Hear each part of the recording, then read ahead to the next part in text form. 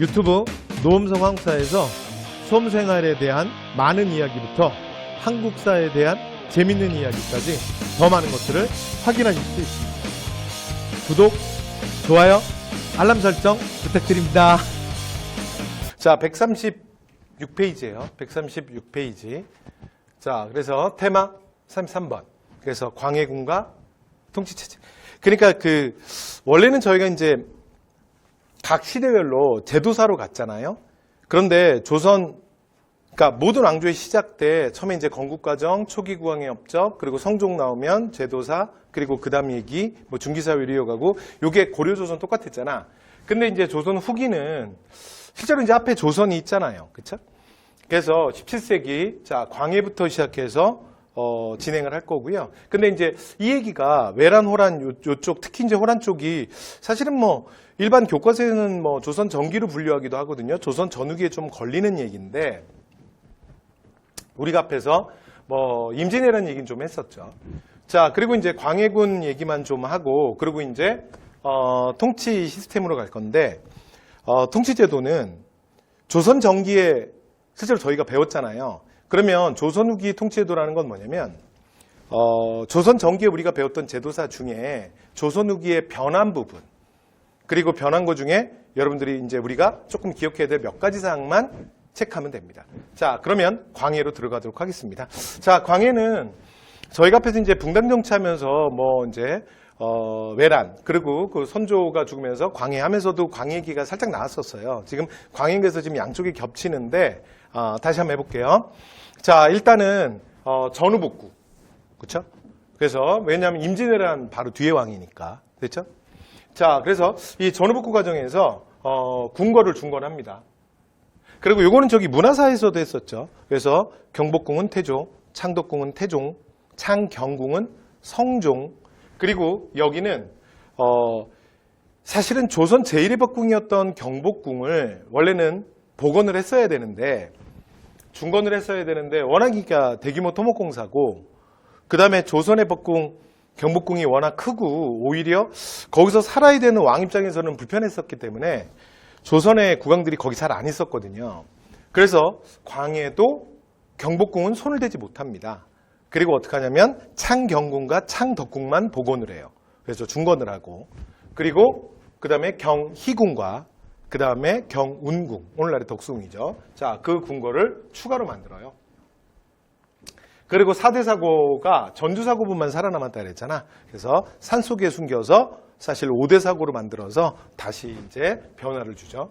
자, 그 다음에 가장 중요한 건 대동법이에요. 그래서 이거는 조선 후기 경제 파트에 가서도 워낙 중요한 파트라서 다시 할 거예요. 그러니까 당시에 가장 문제가 많았던 방납의 문제를 대동법을 실시하면서 이제 개혁을 시작하는 거죠. 됐죠? 자, 그리고 이건 당시의 영의정이었던 여러분 조선 최고의 재상이라고 하죠. 그래서 오리 이원익의 건의로 경기에서 선해법이라는 이름으로 1608년에 자, 시행을 합니다. 그리고 이제 그 뒤에 사실은 그 전라 충청이 이제 삼남지방으로 갔어야 되는데 워낙 지주들의 반발이 컸기 때문에 경기도에서 일단 멈춰요. 됐죠? 네. 그리고 더 추진하지 못하고 나중에 또 광해가 쫓겨나게 되죠. 자, 그 다음에 허준이 동의보감 편찬하는 게 이때입니다. 실제로 사실 이게 뭐 선조 입장에서는 조금 뭐 억울할 수도 있는데, 이 허준에게 동의보감을 편찬하게 한 건 사실은 선조였어요. 그런데 우리가 역사에서 책을 기억할 때는 항상 책이 최종 편찬된 것만 기억하거든요. 그래서 광해 때 이 책이 완성이 되죠. 자, 그 다음에 대중국 외교. 그래서 요건 이제 앞에서 말씀드렸지만, 명나라가 쇠퇴하고 여진이 굉장히 강성해지죠. 그러면서 자, 누르하치가 등장해서 후금을 건국하게 되죠. 자, 이러고 나면 실제로 이제 외란 중에 그 전장을 돌면서 전쟁을 지휘했던 광해는 명나라의 실체를 봤거든요. 그래서 우리가 예로부터 저들이 중화의 실체라고 해서 엄청 떠받들었지만 이미 저들이 맛이 갔다는 거야. 그리고 여진을 예로부터 우리가 오랑캐라고 개무시했지만 저들의 강건함이 예사롭지 않다. 그리고 우리는 외란 이후에 7년간의 전 국토가 쑥대밭이 됐고, 그 다음에 이제 좀 복구를 막 하고 있는데, 만약에 저들과 또 한 번의 전쟁이 일어나면 우리는 나라를 보존케 어려울 수 있다. 그리고 명은 당시 상황이 우리를 도와주지 못할 거다. 그래서 사실은 광해는 신중한 중립외교, 실리적 중립외교를 해요. 그리고 사실은 어떤 의미에서 조금 냉정하게 얘기하면 광해가 그런 면에서 외교적 감각이 되게 뛰어났다고도 볼 수 있는데 사실 또 뭐 별로 그렇게 보지 않는 시각도 많습니다. 그러니까 이게 무슨 얘기냐면 당시에 그냥 상식 차원에서 명나라는 쇠퇴해서 꺾였고 그 다음에 후금은 누르하치가 그 만주, 여러분 만주가 굉장히 넓은 땅이야. 한반도의 2배가 넓어요. 2배가 넘어요. 그러니까 그 땅을 통일하고 굉장히 기세등등하게 등장하고 우리는 전쟁 나고 나서 얼마 안 된 그러니까 막 쑥대밭인 상황이야. 정상적인 사람이라면 그러면 이때 과거를 생각하면서 명나라에 집착해서 굳이 우리와 싸울 생각이 없는 후금을 자극한다는 것 자체가 비정상이죠. 그러니까 그런 의미에서 광해 중립외교는 뭐 어떤 사람들은 그렇게 얘기해요. 뭐 광해가 뭐 엄청나게 뭐 외교적 감각이 뛰어난 게 아니라 그냥 상식이다야. 너무 당연하다야. 오히려 오직 친명. 그러면서 신흥강국 후금을 무시하는 그 사람들이 이해가 안 되는 거죠. 그 사람들이. 됐죠? 그러니까 거기가 이상한 사람들이지 여기는 지극히 정상이라는 거죠. 자, 그리고 실제로 이제 조선이 이 상황을 계속 이렇게 좀 그냥 가만히 있어도 그냥 넘어갈 수 있는 상황이면 얼마나 좋아. 근데 이제 상황은 여의치 않았어요. 왜냐면 누르하치가 명나라한테 아예 그냥 전쟁 선포를 하거든요. 그러면서 명이 다급해진 거야. 그래서 조선에게 급히 사신을 보내서 막 난리가 나요. 조선 암소가 난리가 나는 거야. 니네 위에 봐라, 위에 봐라. 지금 큰일 났다, 큰일 났다. 위에 봐, 위에 봐, 위에 봐. 큰일 났어. 그래서 반드시 후환이 될 거다. 그러니까 우리가 이번에 후금을 토벌할 테니까 야, 니네도 정예병력 좀 해서 보내라. 됐죠? 자, 이렇게 명나라가 원군을 요청해요. 그런데 이제 광해 입장에선 그럼 여러분 어떻게 해야 돼요? 군대를 보내야 돼, 말아야 돼? 이게 참 어려운 문제죠. 그렇죠? 네. 그래서 자신이 가장 믿는 가홍립을 불러요. 그러면서 이제 광해가 뭐라 그러냐면 도원술 임명해서 당시에 조선의 정예병력 13,000을 주거든요. 그러면서 가서 이제 가홍립한테 이렇게 얘기하는 거야. 너무 적극적으로 나서서 싸우지 말고 상황을 잘 판단해서 신중하게 행동해라 라는 묘한 말을 해서 보내요. 그럼 여러분 그 광해 말을 들었던 가홍립이 말 알아들었겠어요? 말 못 알아들었겠어요? 응? 여러분 제 말 알아들으셨어? 못 알아들으셨어? 아이 가홍립도 당연히 알아듣죠. 그리고 알아들을 만한 사람이니까 보냈겠지. 네? 네? 이런 사람이면 보냈겠어요? 그러니까 보통 일반적으로 그 군주가 장수를 전장에 내보내면서 하는 말이랑은 사뭇 다르잖아. 그래서 갔는데 뭐 아니나 달라? 그냥 명나라는 게임도 안 돼요. 그리고 여러분 지금 시간이 없어서 제가 말씀 다 못 드리는데 이 당시 이제 요 얘기 끝나고 우리가 이제 인조 때 호란 얘기를 할 건데 진짜 이 얘기할 때 진짜 사이다 몇 개 갖다 놓고 얘기해야 돼. 진짜 그럼 사이다 없으면 아무것도 없는 상태에서 막 진짜 고구마를 삶아서 그냥 고구마를 막 이렇게 막 먹는 느낌이에요. 근데 진짜 우리는 잽도 아니야. 진짜 명나라는 진짜 마탱이가 갔어요. 그래서 명나라 얘기를 하잖아요. 더 진짜 가슴이 메어요. 그러니까 그렇게 되는 거지. 근데 실제로 뭐 아니나 달라? 아예 그냥 게임도 안 돼요. 그래서 이제 소위 말해서 후금의 전격전에 의해서 그냥 연속으로 다 깨져. 그리고 여러분 가홍립이 바로 항복한 거 아니에요.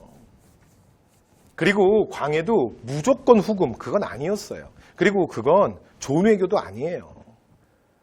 그러니까 역사는 반복되잖아. 항상 우리도 지금 어쩌면 오늘날 우리에게 하는 이야기일지도 몰라요. 그렇죠? 그러니까 왜 어느 한쪽으로 왜 일방적으로 가고 왜 어느 한쪽이랑 척질 일이 뭐가 있어. 그렇잖아요?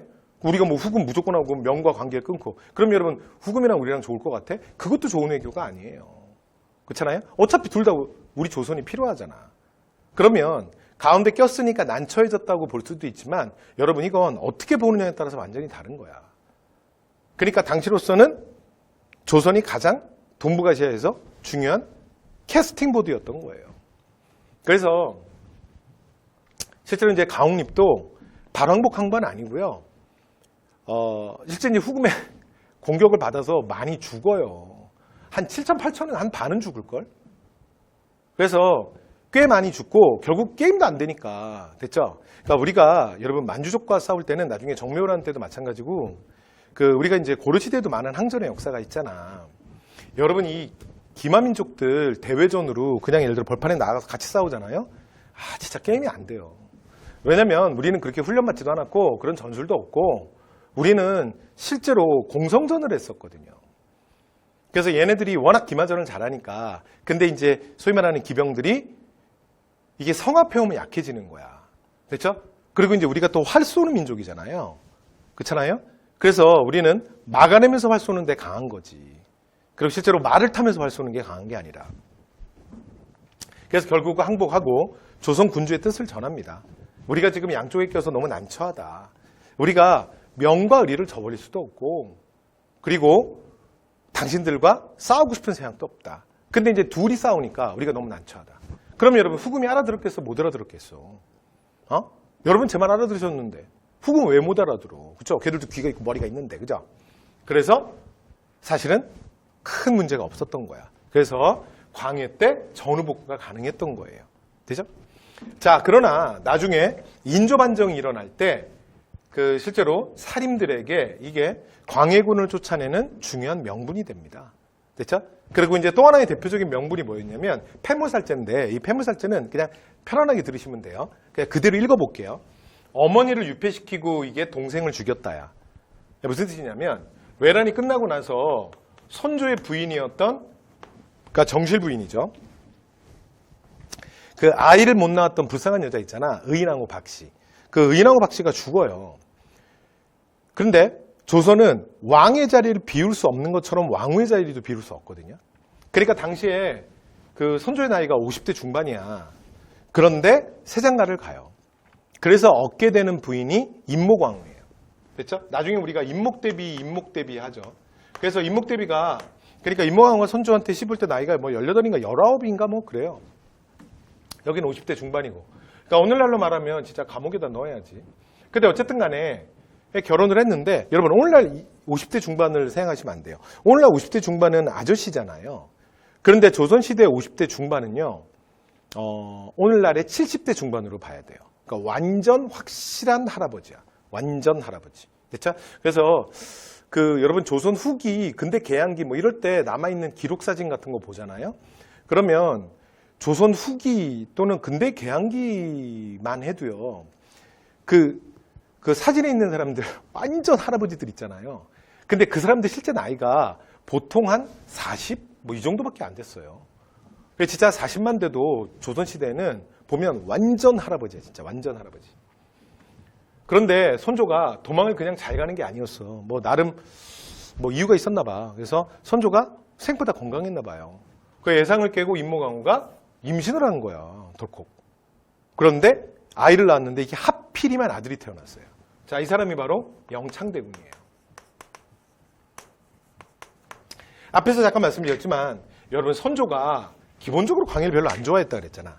근데 광해는 공빈 김씨의 아들이었고 그 다음에 그러니까 후궁이잖아요. 근데 여기는 계비긴 하지만 어쨌건 의인왕후 박씨가 죽고 나서 다시 결혼한 여기는 정실 부인이거든. 왕후거든, 왕후. 그러니까 그러니까 적손이 태어난 거죠. 그러면서 분위기가 묘해진 거야. 아마 선조가 조금 더 살았으면 진짜 광해는 왕위에 오르지 못했을 수도 있어요.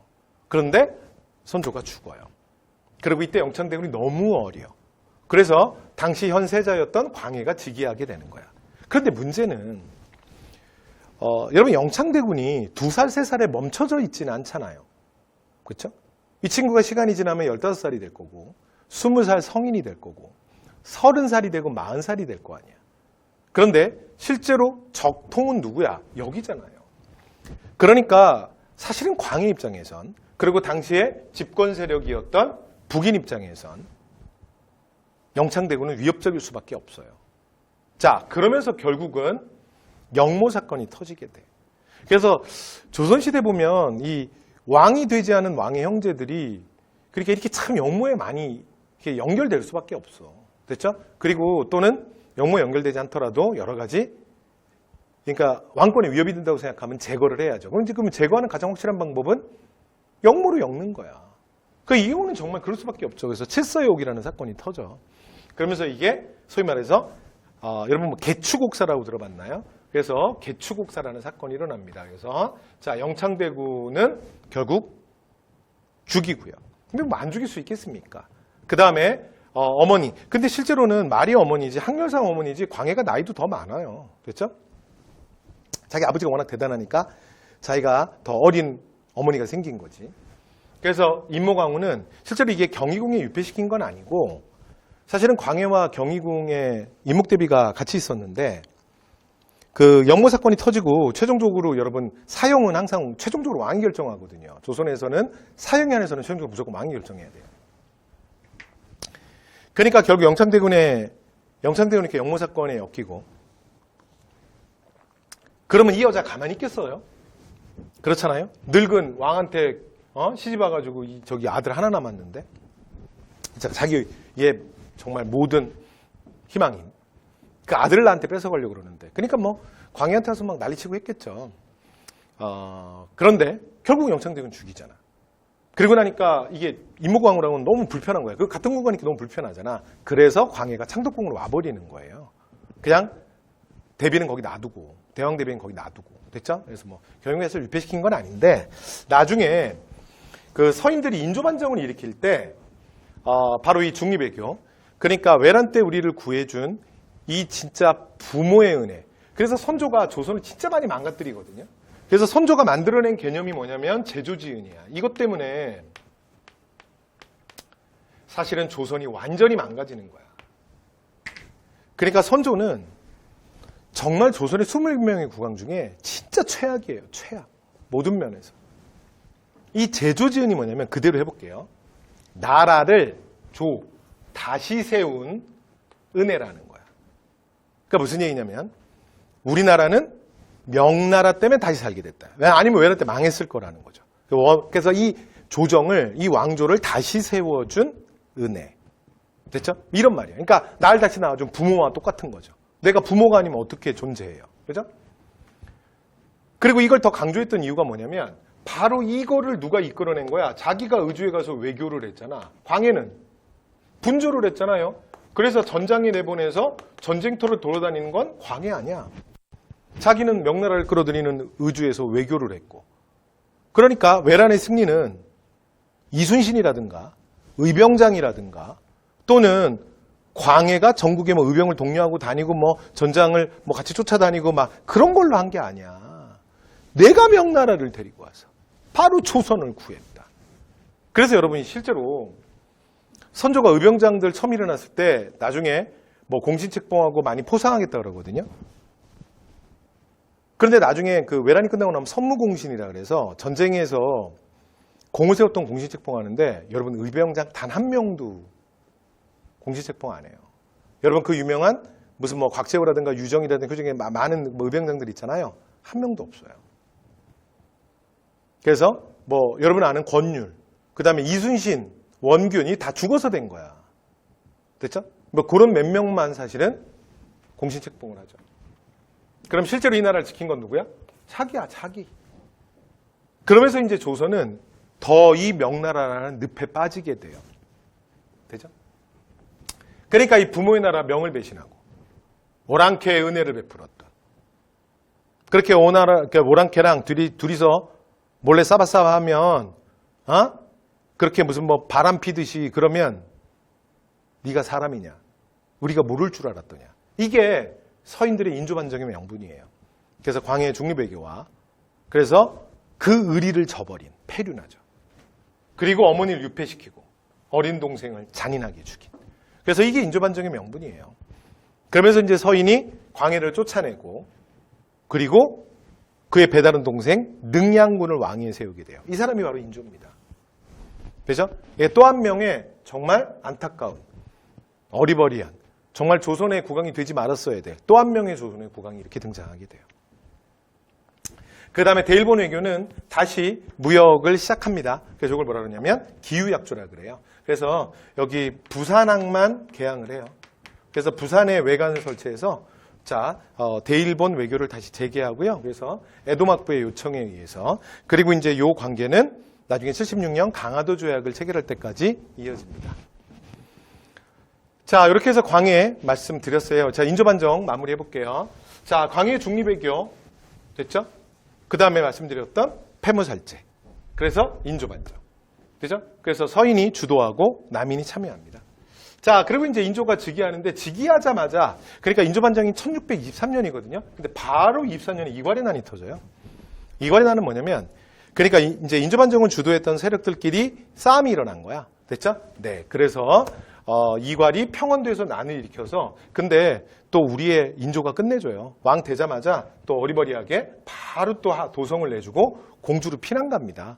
그래서 여러분 이 이괄의 난은 실제로 한양까지 점령했던 사건이야.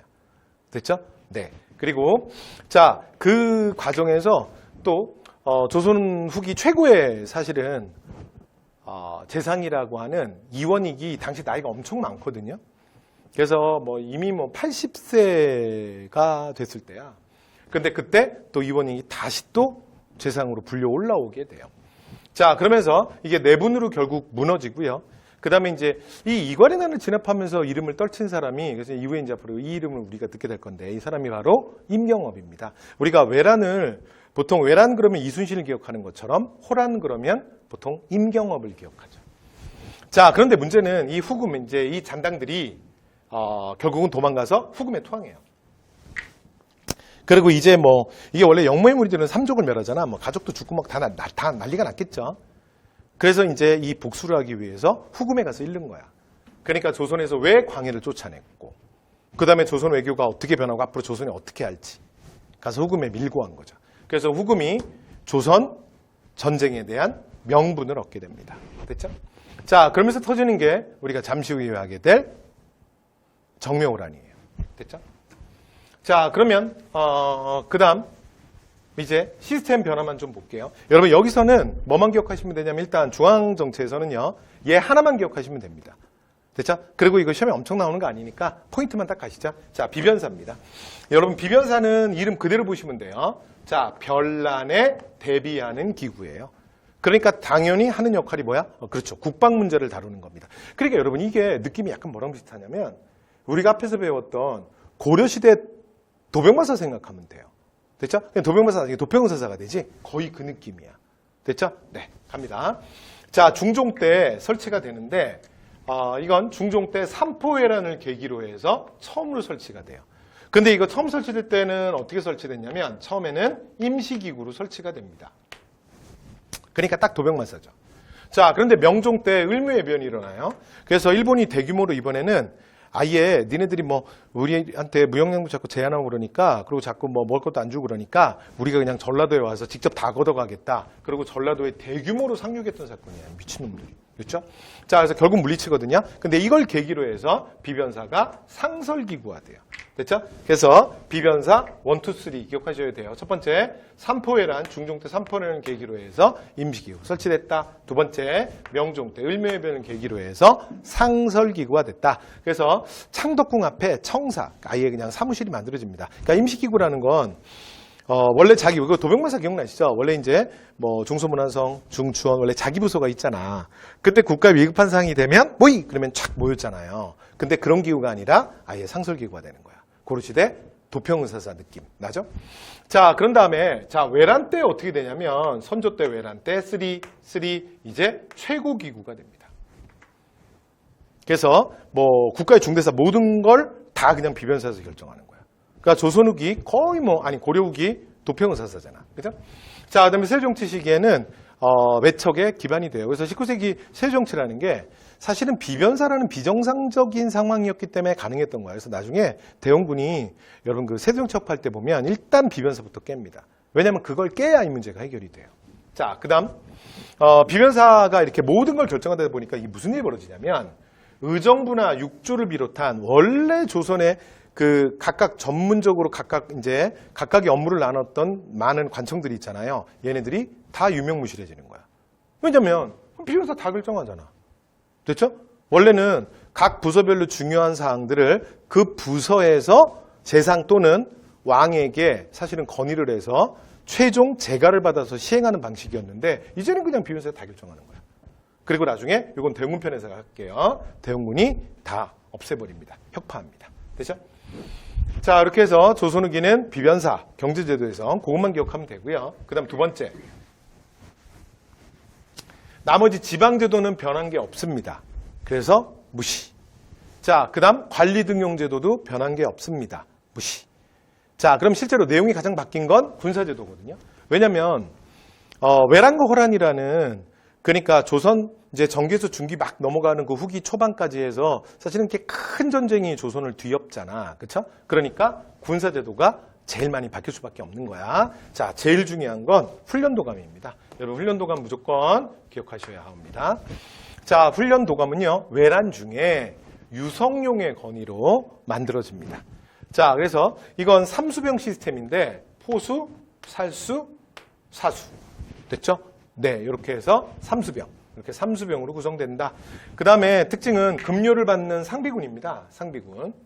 됐죠? 그리고 실제로 오늘 남아있는 기록을 보면 포수, 살수, 사수.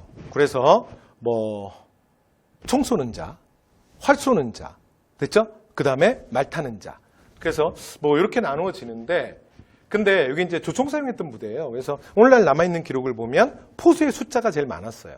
그래서 임진왜란 이후에 우리도 이제 조총에 대한 사실은 대비 그리고 조총부대의 양성 이런 것들이 이루어집니다. 되죠?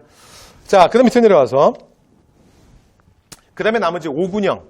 그래서 조선 전기는 여러분 세조가 만들었던 오위체제였잖아요. 그런데 조선 후기가 되면 오군영 체제가 됩니다. 그런데 여러분 생각해보면 이름은 아직 안 들었지만 어차피 도성방어가 똑같이 중앙군이 5군 부대가 5개였네. 그죠? 맞습니다. 자, 근데 가장 큰 차이는 뭐냐면 이제 5군형은 앞에 있는 5위에 비해서 어떤 성격이 좀 더 강해지냐면 상비군. 그러니까 이 사람들은 늘상 준비되어 있는 그러니까 평소에 직업이 원래 농민인데 그러니까 한가할 때 군사훈련 받았다가 국가가 필요할 때 모의 그럼 탁 모여가지고 군인으로 나가서 싸우는 게 아니라 이 사람들은 그냥 직업이 군인이에요. 그리고 실제로 전 세계적으로 17, 18세기가 되면 사실은 이런 추세가 되게 강해져요. 그러니까 이제 전문 군인들이 각 국가별로 다 이제 좀 양성이 되는 거죠. 자, 그다음에 이렇게 선조 때 외란 중 그래서 시간 꼭 기억하셔야 되고요. 자, 그다음에 인조 때 후금 청과 향쟁 과정에서 만들어지는 부대가 첫 번째가 어영청. 근데 이 어영청은 왜 중요하냐면 이 어영청이 북벌의 본영이에요. 북벌. 그래서 원래는 이괄해난 이후에 어영군이라는 이름으로 처음에 만들어졌는데 나중에 효종 때 북벌을 하면서 굉장히 강화되는 부대고 그 다음에 총영청은 수도의 북쪽을 지킵니다. 여기는 북한산성을 방어하는 부대고요. 그 다음에 수호청은 남쪽 방어선. 그러니까 남한산성을 지키는 부대입니다. 됐죠? 네, 이렇게 해서 어영청, 총청, 소청이 만들어지고요. 그 다음에 제일 마지막이 금이영. 그래서 남인 정권하에서 사실은 남인이 서인한테 한 수 배워서 2차 북벌을 준비하거든요. 그러다 경신왕국이 터져서 남인들이 싹 쫓겨나고 죽임을 당해요. 그리고 나면 남인들이 서인에 대항하기 위해서 만들었던 군 부대들을 훈련 별대라든가 정초군이라든가 이런 군대들을 싹 대흥산성의 병력이라든가 이런 걸 싹 뺏어서 서인들이 경신왕국 이후에 그러니까 병조판서 김석주의 주도 아래 마지막 군부대가 하나 만들어지는데 얘가 이름이 금이영이에요. 자, 이렇게 되면서 나머지 이름 꼭 외우지 않으셔도 됩니다. 근데 훈련도감 무조건 외우셔야 돼요. 그래서 훈련도감, 어영청, 총영청, 수호청, 금이영 이렇게 해서 5군형이 완성됩니다. 그래서 조선 후기 5군형은 다른 시대의 부대들에 비해서 나타나는 특징은 우리가 뭐라 그러냐면 임기응변식이라 그래요. 그러니까 세조 때 5위 같은 경우에는 세조의 머릿속에서 도성방어를 동서남북 중 해갖고 의위, 장의, 응이, 그 다음에 용량이, 호분이, 이렇게, 충무이, 충자에 해갖고, 이렇게 딱 만들어지는 게 원래는 일반적인데, 여기는 하나씩 만들어져요. 이렇게. 툭, 툭, 툭, 툭, 툭 해서. 됐죠? 네. 그래서 각각 만들어져서 숙종 때 최종적으로 5군형이 완성됩니다. 자, 그 다음에 이제 지방군은, 여러분 제스마행 체제 지난번에 이거 얘기했잖아요. 그러니까 원래는 뭐였냐면 진관체제였죠. 근데 진관이 그 지역 단위 방어 체계다 보니까 그러니까 대규모 병력이 쳐들어오면 각 지역별로 각계 격파되지 않냐. 그러니까 지역과 지역을 묶여서 이렇게 광역 단위로 해서 대규모 병력을 모아서 대규모 이제 병력이 쳐들어올 때는 방어하는 것이 맞다. 이게 제승방약인데 이런 논의들이 그 명종 때 을묘해변을 겪으면서 현실화되는 거죠. 그래서 광역 단위로 묶어놨는데 여러분 외란 때 조선이 허망하게 굉장히 빨리 깨진 게 바로 이것 때문이라 그랬잖아. 왜냐하면 그러니까 이게 여러분 현실이랑 이게 안 맞는 거야. 그러니까 이게 국방 외교를 그냥 정치인들이 책상에서 한 거죠. 그러니까 제도는 뭔가 뭐 괜찮아 뭐 자기네들끼리만 머릿속으로 이상적으로 만들어 놨는데 평소에 훈련도 안 돼 있고 그리고 이게 어디로 가야 되는지도 모르고 그러니까 이제 오히려 외란 때 우왕좌왕하면서 실제로 부산이 무너지고 여러분 한성이 함락될 때까지 조선의 도성이 무너질 때까지 여러분 20일밖에 안 걸린다 그랬잖아요. 그게 진짜 말이 돼. 그래서 이게 명나라도 처음에 못 믿는다니까. 그 여러분 아까도 앞에서도 잠깐 말씀드렸지만 여러분 조선 사람들이 잘 싸웠다니까요. 원래 우리가 잘 싸워. 그게 명나라 처음에 조선을 믿질 않았어. 아니 니네 옛날에 몽골도 막 그렇게 물리쳤던 애들이고 거란, 여진 야 니네 좀 한싸움 하잖아. 근데 일본이 아니 부산진에 들어와서 한양까지 도성까지 무너지는데 20일밖에 안 걸렸다는 게 야 그냥 걸어가도 그 시간이겠다. 이게 말이 되냐. 그래서 원래 명나라가 처음에 안 믿어요. 그 정도로 조선이 진짜 창피한 얘기지만 진짜 완전히 무너졌잖아. 이게 바로 제승방약 때문이거든. 그래서 유성룡의 건의에 의해서 외란 중에 다시 진관으로 복구합니다. 그런데 이러면 그냥 과거로 딱 돌아가고 끝이잖아. 그래서 지방군의 숫자를 확보하기 위해서 지방군의 숫자를 모은 방식이 소고군이에요. 그래서 소고군은 요거 하나만 우리나라 역사상 군 부대 중에 이런 표현을 쓴 군 부대는 오직 소군밖에 없습니다. 그래서 소군에 딱 약속된 표현이 뭐냐면 위로는 양반으로부터 아래는 노비에 이르기까지 모두 다 모으는 거예요. 됐죠? 그러니까 이전에 뭐 우리가 어떤 역사에서도 위로는 문벌귀족부터 밑에는 뭐 노비 그러니까 여러분 이런 거 없잖아요. 이게 유일한 부대입니다. 됐죠? 그래서 지방군의 숫자를 완전히 확보하는 거지. 그죠? 자, 이걸 뭐라 그런다? 소고군. 되죠? 그래서 이렇게 자 진관을 복구하고 소고군으로 해서 외란 중에 유성룡의 건의로 이렇게 지방방어체제도 좀 강화가 됩니다. 됐죠? 자, 근데 시간이 좀 지나고 나면 양반들이 여러분이 노비랑 특히 자기 집 만약에 노비랑 같이 훈련 불렀다고 생각해봐. 이게 어떻게 가겠어요? 안 가지. 그렇죠? 안 가고. 그 다음에 양반만 안 가나? 나중에 이제 상민들도 보면 조선 후기에 공명처럼 납속책 이런 걸로 또 양반으로 신분 상승하는 사람 많거든. 그런 사람 당연히 안 가지. 그럼 또 나머지 상민 중에 내 친구가 있는데, 예를 들어 철수는 이제 양반 돈 주고 샀다고 안 가. 그럼 나는 가겠어요? 니도 안 가는데 내가 가? 그러면 나도 안 가. 이렇게 되는 거죠. 그래서 거의 나중에는 뭐 노비만 남아서 영조실록 같은 데 보면 천예군이라고도 기록되어 있습니다. 자, 이렇게 해서 저희가 광해군과 통치체제 변화에 대한 말씀 다 드렸고요.